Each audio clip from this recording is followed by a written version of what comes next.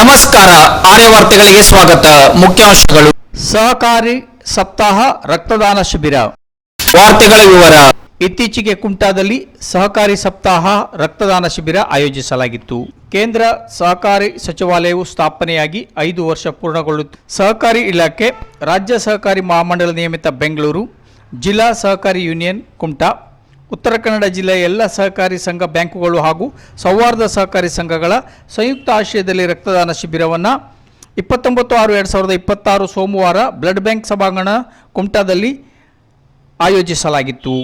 ಈ ಕಾರ್ಯಕ್ರಮವನ್ನು ಉತ್ತರ ಕನ್ನಡ ಜಿಲ್ಲಾ ಸಹಕಾರಿ ಯೂನಿಯನ್ ಅಧ್ಯಕ್ಷರಾದ VN ಭಟ್ ಅಳಂಕಿ ದೀಪ ಬೆಳಗಿಸುವ ಮೂಲಕ ಉದ್ಘಾಟಿಸಿದರು. ಅಧ್ಯಕ್ಷತೆಯನ್ನು BD ಡಿಸೋಜಾ, ಸಹಕಾರಿ ಸಂಘಗಳ ಸಹಾಯಕ ನಿಬಂಧಕರು ಕುಮಟಾ ಇವರು ವಹಿಸಿದ್ದರು.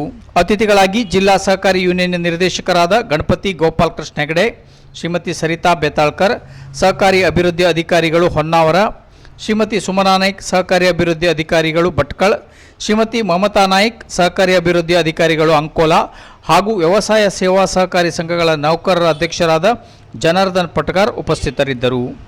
ಜಿಲ್ಲಾ ಸಹಕಾರಿ ಯೂನಿಯನ್ನಿನ ಮುಖ್ಯ ಕಾರ್ಯನಿರ್ವಹಣಾಧಿಕಾರಿಗಳಾದ ಗೋಪಾಲ್ ನಾಯ್ಕ್ ಸ್ವಾಗತಿಸಿದರು. ಜಿಲ್ಲಾ ಸಹಕಾರಿ ಯೂನಿಯನ್ನಿನ ವ್ಯವಸ್ಥಾಪಕರಾದ ದರ್ಶನ್ ಬೀಗಾಂವ್ಕರ್ ನಿರೂಪಿಸಿದರು. ಸಭಾ ಕಾರ್ಯಕ್ರಮದ ನಂತರ ಸಹಕಾರಿಗಳು ರಕ್ತದಾನ ಮಾಡಿದರು. ನಾಳೆ ಪ್ರಸಾರವಾಗುವ ಆರ್ಯ ವಾರ್ತೆಗಳೊಂದಿಗೆ ಮತ್ತೆ ಭೇಟಿಯಾಗೋಣ. ವಂದನೆಗಳು.